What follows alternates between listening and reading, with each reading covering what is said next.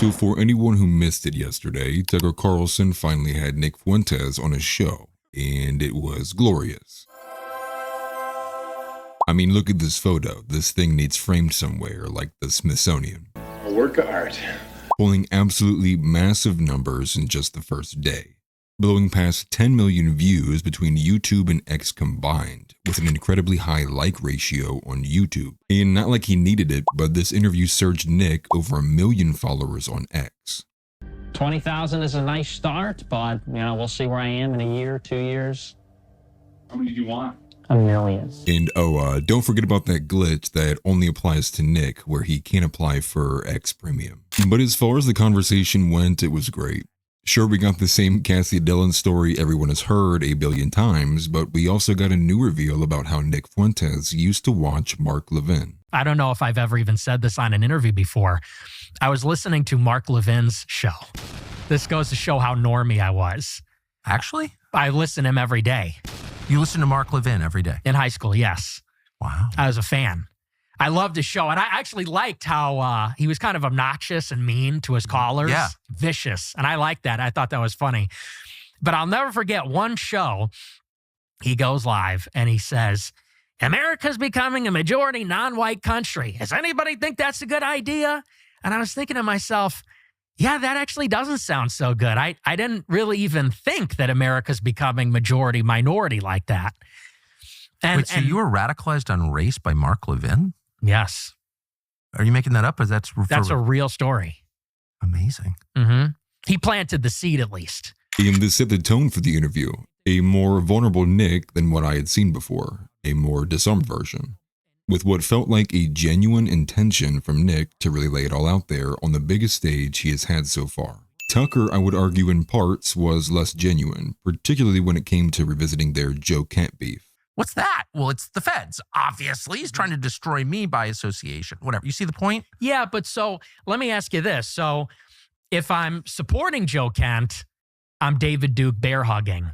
If I attack Joe Kent, I'm attacking the only sincere America First voices. I get it. I mean, I do get it, and I just want to say I love Joe Kent. Having been denounced by a lot of people I like, I know what that feels like. Mm-hmm. So I definitely am sympathetic to that. Yeah. I was denounced by someone I like last night. I hurt my feelings. You know what I mean? Whatever. I'm not even going to say what her name is, but I helped her. I liked her. It's like, why are you denouncing me? Why didn't you call me? Yeah. Right? Yeah. I get that. I guess. But overall, it was a massive success, with Groypers going crazy on the timeline. Wake up, white man! Wake up, white man! And many others happy that the needle is continually being pushed in the right direction. I'm black and I changed my smoke alarm batteries to watch this. I cancelled my trip to Israel to watch this. Benjamin Netanyahu stopped bombing Gaza to watch this. I'm a rabbi in Israel, and I stopped spitting on Christians to watch this. I canceled my Daily Wire subscription to watch this. So judging simply by the YouTube comments under the video, we can tell two things. One, that the overall general reaction to the interview is overwhelmingly positive. The second being that it also performed well with Tucker's audience. And this is notable because Tucker's audience is vastly different than Nick's. Although I guarantee there are a lot who probably listen to both. Groypers are just simply a different breed. Are we not on the same side? And best said by Crusader Pepe, a lot of people are going to watch the Nick Fuentes interview with Tucker and go, this guy seems much more reasonable than I've been led to believe. This is not an opinion one way or another, but reality. Another angle brought up by Clint Russell was Nick's youthfulness. Not sure if it's just my age, but I noticed something no one has mentioned yet. Nick's youth really shines through in these interviews. Not in a bad way, it's actually endearing. Tucker shifted into a slightly paternalistic role about halfway in. A similar thing happened with Dave. It seems like they genuinely want to help, and in some ways I think Fuentes is looking for a mentor. He spent so many years in the wilderness and getting treated like a terrorist, I think he has PTSD. They'll likely end up fighting again within a year, but it was nice to see their humanity instead of the usual internet blood sports. Which is funny because I agree on both ends there. Hell, even Jason Whitlock, who Nick argued with earlier this year pretty heavily, gave the interview a shout out. But what about the reactions? Dinesh D'Souza, taking a page from Candace's playbook, posted a screenshot of a text message exchange he had with Charlie following the debate that Dinesh had with Nick on InfoWars. Charlie writing to Dinesh, "This was a massive mistake that you did this. He's vermin and you just gave him one of the biggest boosts of his career. You have no idea the damage you did by talking to him and complimenting him. You are making him even bigger. We've been fighting this guy for 6 years, and you were the first mainstream voice to debate and give him a compliment, which then makes him bigger and more powerful." Now, maybe it's because I have a bad taste in my mouth from Candace, but this is not a good look at all. And I agree with the Groypers. This just makes Charlie look bad, Nick look good, and Dinesh look retarded. But it's clear Dinesh, along with many others, are wielding Charlie's recent loss to leverage it against Tucker, trying, quite frankly, like the left, to win an argument with feelings and not facts. We could be here all day and night if I covered how many people are saying Nazi this, Hitler that, evil, evil, evil.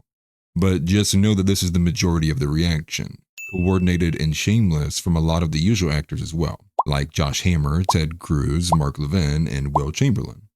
Really interesting right now seeing this mass coordinated effort on X attempting to publicly shame Tucker Carlson for having Nick Fuentes on his show. And there's only one motivation for this. It's to attempt to scare anyone with any sort of big platform that was planning on having Nick on their show to instantly reconsider. Nick is becoming way too popular, way too powerful, and they're trying to do everything that they can to stop this momentum dead in its tracks. And you look at these people, Will Chamberlain, Ted Cruz, Dinesh D'Souza, Josh Hammer, these people posting about this, and you know, it's all the same cast of characters, always.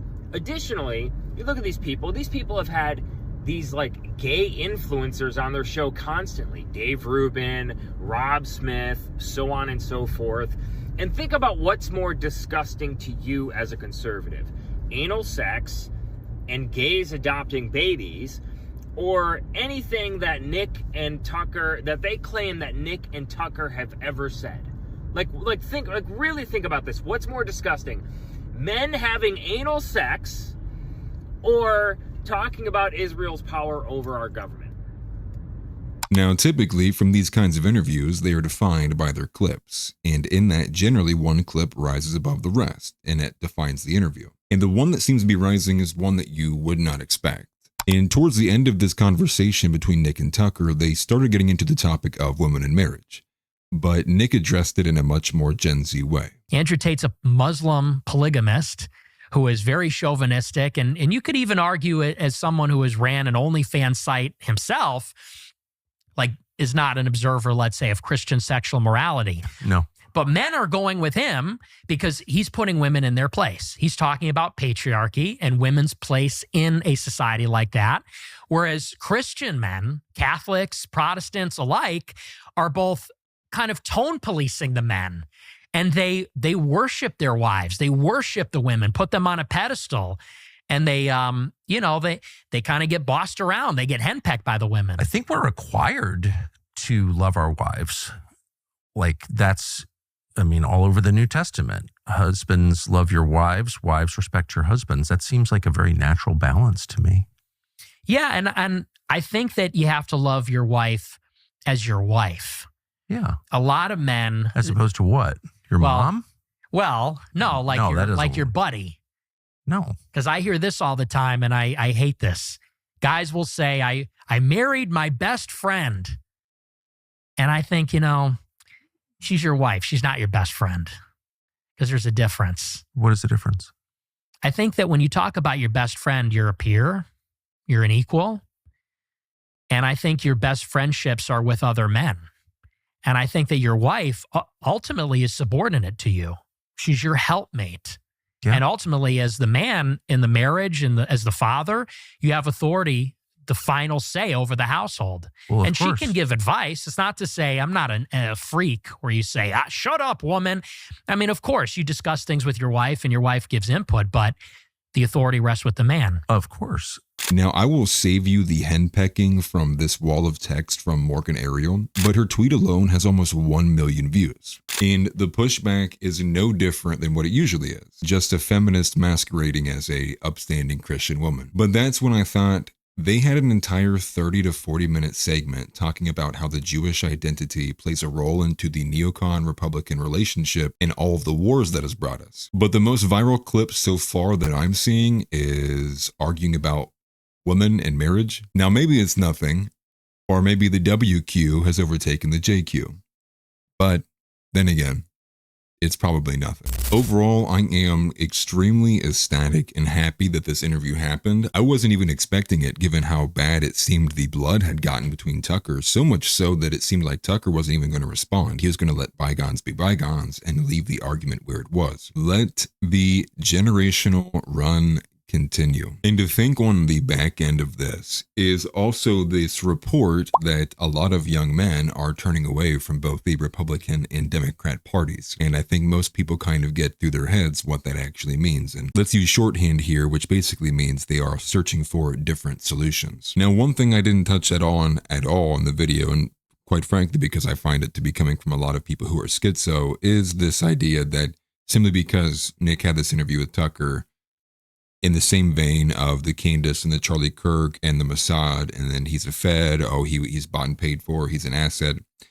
It's beginning to get aggressive, but not in a good way. I'm going to be over the top, brutally honest about what I actually really think happened here, and I do think this was Tucker giving a symbolic kind of bending of the knee. Now, whether that was done in an attempt to feign a position or it was genuine, it was done regardless because Tucker can see the writing on the wall. And the writing on the wall reads, Nick Fuentes is the future of conservatism in America. This idea of America first, this idea of what it means to actually be a Christian, this idea of what it means to actually uphold the patriarchy, this idea of what it actually means to carry yourself as a man, the things that you should strive for, the things that you should tolerate, not tolerate. But all in all, that is where I will leave it. Overwhelmingly excited and ecstatic and very, very, very happy for what is to come, and very happy to continue to support Nick Fuentes and keep chipping away at this Overton window.